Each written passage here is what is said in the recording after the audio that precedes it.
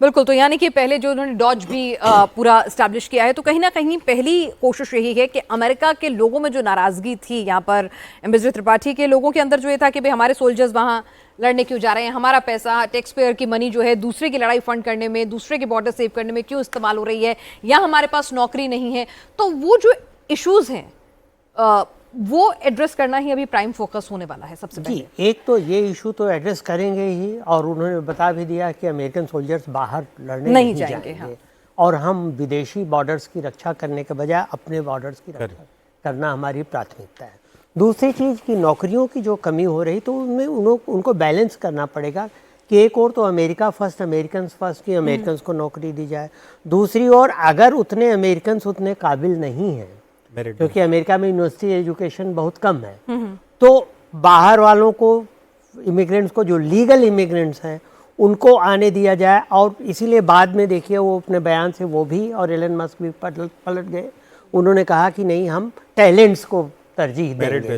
तो दोनों के बीच में जो बैलेंस स्थापित करना होगा वो उनके लिए सबसे बड़ी चुनौती है। एलन मस्क का जिक्र किया, एलन मस्क की क्या भूमिका होगी? उनको लेकर आलोचना तो होती रही, और अभी ट्रंप की समर्थक जो हैं पूर्णिमा जी, वो खुलकर कह रही थी कि भाई अगर एलन मस्क ना होता, ट्विटर ना होता, तो शायद ये इलेक्शन इस तरह की तस्वीर नहीं नजर आती। देखिए, लेकिन तो एलन मस्क क्या होने वाले हैं? लेकिन एक चीज यहाँ पर आपने देखा कि पूरे फ्रेम में 2.5 घंटे में एलन मस्क एक बार दिखाई दी। हाँ, जब उन्होंने कहा कि अमेरिका का झंडा मंगल पर लहराएगा, और खूब जोर से उन्होंने ताली बजाई। जब ट्रंप ने अपने समर्थकों के साथ बातचीत कर रहे थे तो फ्रेम में एलन मस्क कहीं भी नहीं थे। ये मेरे ख्याल से कुछ बड़ा संदेश जाता है, क्योंकि ये भी अफवाह चल रही थी, पता नहीं कितना सही है, कि शायद डोनाल्ड ट्रंप और एलन मस्क के बीच में सब कुछ बहुत ठीक नहीं है। अच्छा, तो अगर ऐसा है तो फिर समस्या बाद में हो सकती है। दो टफ पर्सनालिटीज हैं और दोनों ही एक मिजाज जो है एक जैसा सा है। एलन मस्क भी बहुत ज्यादा कुछ अपने शब्दों को मिन्स नहीं करते हैं, और वैसा ही कुछ यहाँ पर हमें दिख भी रहा है। हालांकि बहुत कुछ अभी कहा जाएगा।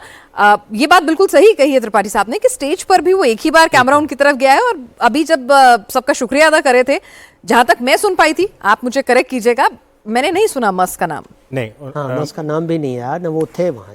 मतलब कॉन्स्पिरेसी थ्योरीज अपार्ट, मुझे ऐसा लगता है कि बिकॉज एलन मस्क को बहुत ज़्यादा मीडिया में और पब्लिसिटी में आया था ट्रंप कैंपेन के दौरान, और जो डिपार्टमेंट ऑफ एफिशिएंसी वाला जो डिपार्टमेंट को हेड करने के लिए भी जिम्मेवारी दी गई है, तो मुझे लगता है अब जब ट्रंप 2.0 शुरू हो गया है, एलन मस्क बैकग्राउंड में ट्रंप के काम करेंगे और सपोर्ट करेंगे, and he will not be there in media limelight, because उससे फिर जो काम करना चाहते हैं या जो वो एजेंडा चलाना चाहते हैं वो डाइग्रेस हो जाता है मीडिया अटेंशन की वजह से। तो मुझे लगता है Elon Musk will be part of the team, but वो बैकग्राउंड में काम करेगा, और and the limelight will obviously be taken by the Trump administration.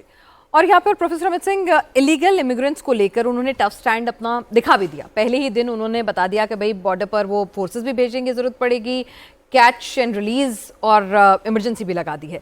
लेकिन जब वो खुद ही कह चुके हैं कि कई स्टेट ऐसे हैं जहां डेमोग्राफिक चेंज आ चुके हैं, तो क्या इलीगल इमिग्रेंट्स को वापस डिपोर्ट करना इतना आसान होगा, जिनकी तादाद करोड़ों में है? देखिए, इतना आसान तो होगा नहीं, क्योंकि कई ऐसे भी हैं जो अमेरिकन सोसाइटी में एसिमिलेट हो चुके हैं, उनको आइडेंटिफाई करना भी मुश्किल होगा।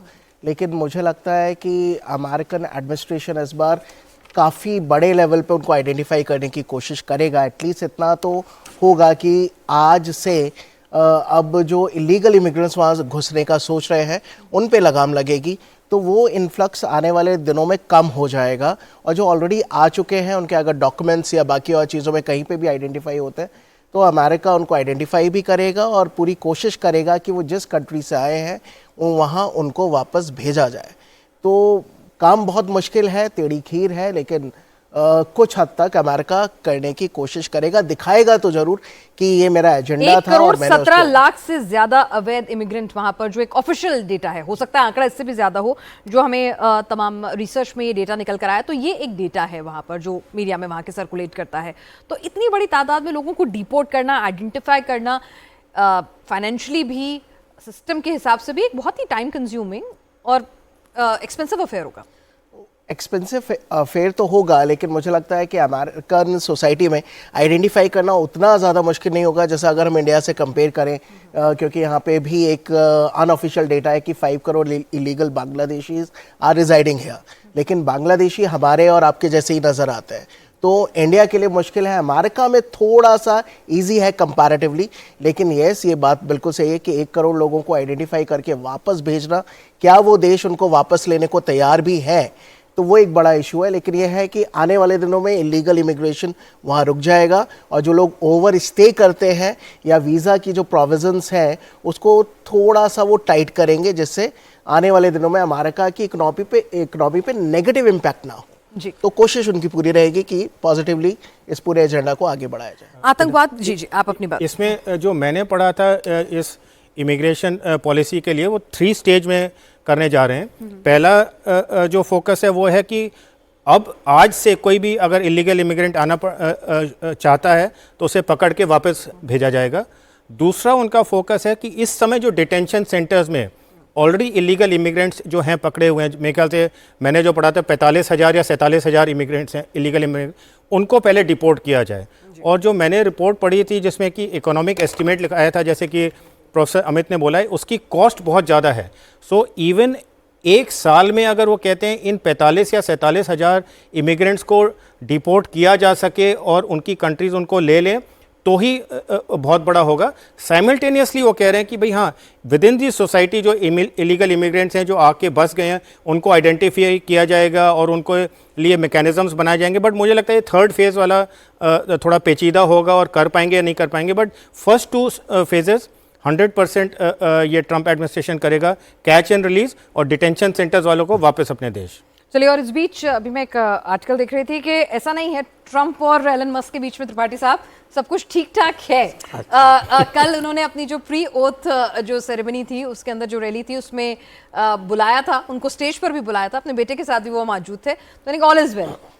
आज ये उनकी एब्सेंस देख के he is conspicuous with his absence. मुझे लगता है कि वो आने वाले दिनों में एलन मस्क अमेरिका की पॉलिसी को बहुत बड़े इन्फ्लुएंस करेंगे, लेवल पे इन्फ्लुएंस करेंगे। जो अमेरिकन फर्स्ट वाली पॉलिसी थी और जो मेरिट बेस कर दिया, वही एक बहुत बड़ा डिसीजन है जिसमें एलन मस्क का ही रोल है। उनका अपना भी इंटरेस्ट है उसमें, अपना भी है, अमेरिका का भी इंटरेस्ट है। क्योंकि जो मैं पहले भी बोल चुका हूँ कि अगर मैं इंडियंस की बात करूँ तो एक अच्छा खासा टैलेंट वहाँ जाता है, और जो उनके अमेरिका के वर्किंग आवर्स हैं उससे भी आगे बढ़कर इंडियंस काम करते हैं, वो रिलायबल भी है, वो कंट्रीब्यूट कर रहे हैं अमेरिकन इकोनॉमी में। तो ऐसे टैलेंट को एलन मस्क और अमेरिका नहीं छोड़ना चाहेगा। बिल्कुल। प्रोफेसर श्वेता सिंह जी, आप भी इस बात से इत्तेफाक रखती हैं कि ट्रंप की पॉलिसीज में, ट्रंप के फैसले में एलन मस्क का इन्फ्लुएंस जो है वो साफ साफ महसूस किया जाएगा?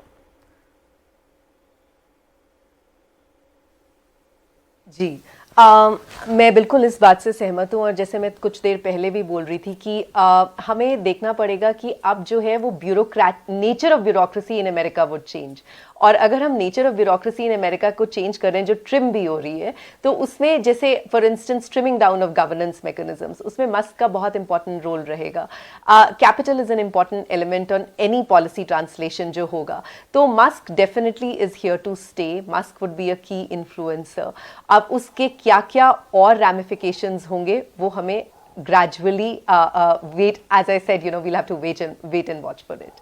जी, चलिए, इस सब के बीच में एक चीज प्रोफेसर अमित सिंह, टिकटॉक पर बैन हटाना, ये मतलब क्या संदेश दे रहा था? देखिए, वही ट्रम्प को प्रेडिक्ट कर पाना बड़ा मुश्किल है। मतलब, पहले वो उन्होंने बहुत ऑल द थिंग्स आप सडनली टिकटॉक को लेकर आते हैं ना। मुझे लगता है कि अभी इनिशियली उन्होंने टिकटॉक पे बैन हटाया है, लेकिन मुझे लगता है आने वाले 6 महीने में सिर्फ टिकटॉक ही नहीं, कई और जो चाइनीज सॉफ्टवेयर है या इस तरह के प्लेटफॉर्म है, अमेरिका उन पे बैन लगाएगा। अच्छा, लगाएगा, फिर से लगाएगा, क्योंकि उनके इलेक्शन कैंपेन में भी उन्होंने इस बात को बोला था, और उन्होंने इंडिया को भी अप्रिशिएट किया था कि इंडिया ने कोविड-19 में डिसीजन लेते हुए अच्छे खासे ऐप्स को बंद किया। तो मुझे लगता है आने वाले दिनों में ये होगा, टिकटॉक पे बैन लगेगा। मतलब पहले आप सबसे पहले फैसले में कहते हैं नहीं, फिर कहते हैं फिर से लगेगा, तो ये ट्रंप है। हाँ, ये ट्रंप का अंदाज है, अनप्रेडिक्टेबल। ये ट्रंप है कि आप उनको प्रिडिक्ट नहीं कर सकते हो कब क्या करने वाले हैं। तो ऐसा लगता है कि कुछ और अनप्रिडिक्टेबल, अनप्रेडिसेंट होने वाला है अमेरिका में। मेरे ख्याल से देखिए, एक तो चीज शायद नॉर्थ कोरिया को लेके हो, इस बार फिर से मुलाकातें होंगी, हो सकता है।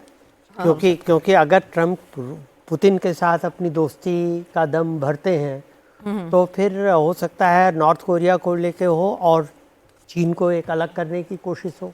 ओके। ये बहुत बहुत बड़ी चीज़ हो सकती है। एक चीज़ मुझे ये नहीं समझ में आती कि अभी तक ट्रंप ने ईरान के प्रति अपने दृष्टिकोण को नहीं क्लियर किया है। क्या ईरान के प्रति वही होना चाहिए? क्योंकि ट्रंप अपने पहले कार्यकाल में ये ट्रंप ही थे जिन्होंने JSPO पे को हटा करके उन पे ईरान पे बैन लगाया था। तो क्या वो अभी भी वही करेंगे, कंटिन्यू करेंगे, या वो उसको फिर से ईरान को भी वो कंस्ट्रक्टिव एंगेजमेंट के तहत वो बातचीत करेंगे और डिसुएड करेंगे न्यूक्लियर पावर वो करने के लिए? करुणा जी, आपने क्योंकि इस सब्जेक्ट पर आपकी डीप स्टडीज हैं, तो आपको क्या लगता है कि ट्रंप की फिलॉसफी वो ट्रंप के पहले कार्यकाल से ही कंटिन्यूटी में रहने वाले हैं या कुछ ड्रास्टिक चेंजेस हम यहाँ पर देखेंगे? नहीं, मुझे लगता है कि ट्रंप 2.0 में there is a possibility of constructive engagement, और उन्होंने इसका संदेशा भी दिया after his victory and before swearing in today. बीच में उनका एक स्टेटमेंट भी आया था that Iranian people are great people and we can have a good conversation across the table. So मुझे लगता है कि वो मौका देंगे, बिकॉज उन्होंने ये देख लिया। सी, ट्रंप 2.0 का फ़ायदा क्या है कि उसे 4 साल का पूरा गैप मिल गया देखने के लिए कि किस तरह से विश्व आगे बढ़ा है।